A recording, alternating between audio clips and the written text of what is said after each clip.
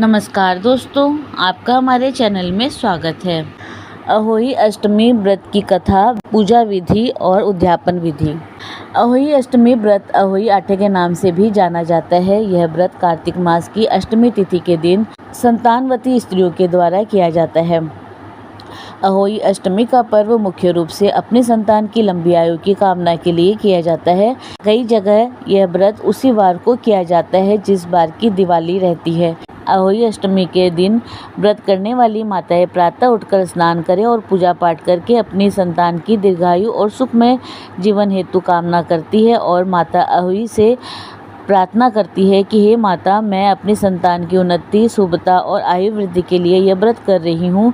इस व्रत को पूरा करने की आप मुझे शक्ति दे। यह कहकर व्रत का संकल्प ले। एक मान्यता के अनुसार इस व्रत को करने से संतान की आयु में वृद्धि, स्वास्थ्य और सुख की प्राप्ति होती है। साथ ही माता पार्वती की पूजा भी इसके साथ साथ की जाती है, क्योंकि माता पार्वती भी संतान की रक्षा करने वाली माता कही गई है। उपवास करने वाली स्त्रियों को व्रत के दिन क्रोध करने से बचना चाहिए और उपवास के दिन मन में बुरा विचार लाने से व्रत के पुण्य फलों में कमी होती है। इसके साथ ही व्रत वाले दिन की अवधि में सोना नहीं चाहिए। अहोई माता की पूजा करने के लिए अहोई माता का चित्र गेरुए रंग से बनाया जाता है। इस चित्र में माता से और उनके 7 पुत्रों को अंकित किया जाता है और संध्या के समय इन चित्रों की पूजा की जाती है। सायंकाल की पूजा करने के बाद अहोई माता की कथा का श्रवण किया जाता है और इसके बाद सास ससुर और घर के बड़ों के पैर छूकर आशीर्वाद लिया जाता है। तारे निकलने पर इस व्रत का समापन किया जाता है। तारे को करवे से अर्घ्य दिया जाता है और तारों की आरती उतारी जाती है। इसके बाद संतान से जल ग्रहण कर व्रत का समापन किया जाता है। अहोई व्रत कथा। अहोई अष्टमी की व्रत कथा के अनुसार किसी नगर में एक साहूकार रहता था और उसके 7 लड़के थे। दीपावली आने में केवल 7 दिन शेष थे, इसलिए घर की साफ सफाई के कार्य घर में चल रहे थे। इसी कार्य के लिए साहूकार की पत्नी घर की लीपा पोती करने के लिए नदी के पास की खदान से मिट्टी लेने गई। खदान में जिस जगह मिट्टी खोद रही थी वहीं पर एक सेह की मांद थी। स्त्री की कुदाल लगने से सेह के एक बच्चे की मृत्यु हो गई। यह देखकर साहूकार की पत्नी को बहुत दुख हुआ। शोकाकुल वह अपने घर लौट आई। सेह के श्राप से कुछ दिन बाद उसके बड़े बेटे का निधन हो गया। फिर दूसरे बेटे की मृत्यु हो गई और इसी प्रकार तीसरी संतान भी उसकी नहीं रही। 1 वर्ष में उसकी 7 संतान मृत्यु को प्राप्त हो गई। अपनी सभी संतानों की मृत्यु के कारण वह स्त्री अत्यंत दुखी रहने लगी। एक दिन उसने रोते हुए अपने दुख भरी कथा अपनी आस पड़ोस की महिलाओं को बताई कि उसने जानबूझकर पाप नहीं किया है। अनजाने में उससे सेह के बच्चे की हत्या हो गई थी। उसके बाद मेरे 7 बेटों की मृत्यु हो गई। यह सुनकर पड़ोस की एक वृद्ध महिला ने उसे दिलासा दिया और कहा कि तुमने जो पश्चाताप किया है उससे तुम्हारा आधा पाप नष्ट हो गया है। तुम माता अहोई अष्टमी के दिन माता भगवती की शरण लेकर सेह और सेह के बच्चों का चित्र बनाकर उनकी आराधना करो, क्षमा याचना करो, तुम्हारा कल्याण होगा। ईश्वर की कृपा से तुम्हारा पाप समाप्त हो जाएगा।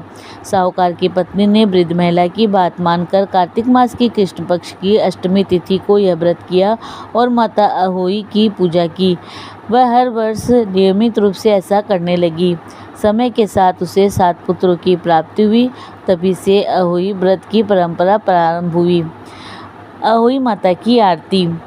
जय अहोई माता मैया, जय अहोई माता, तुमको निस दिन ध्यावत, मैया जी को सब दिन ध्यावत, हर विष्णु विधाता।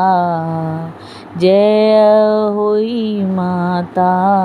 ब्रह्माणी रुद्राणी कमला, तू ही है जग माता, मैया तू ही है जग माता।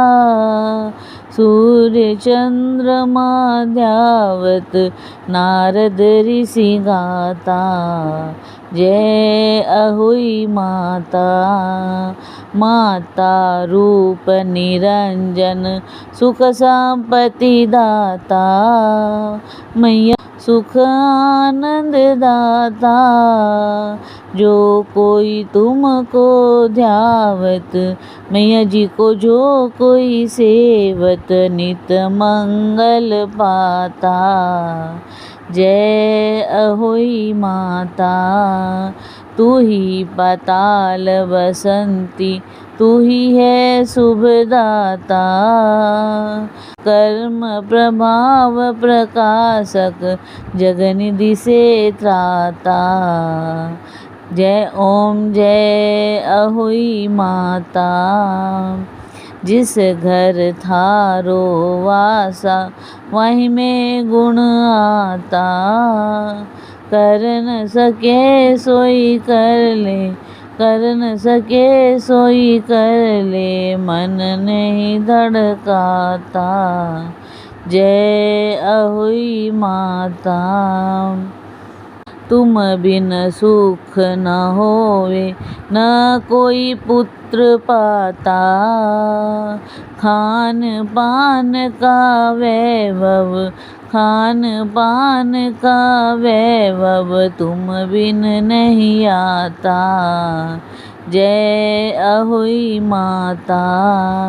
शुभ गुण सुंदर युक्ता, क्षीर निधि जाता। रत्न चतुर्दश, तो को कोई नहीं पाता। जय अहोई माता। श्री अहोई माँ की आरती जो कोई गाता।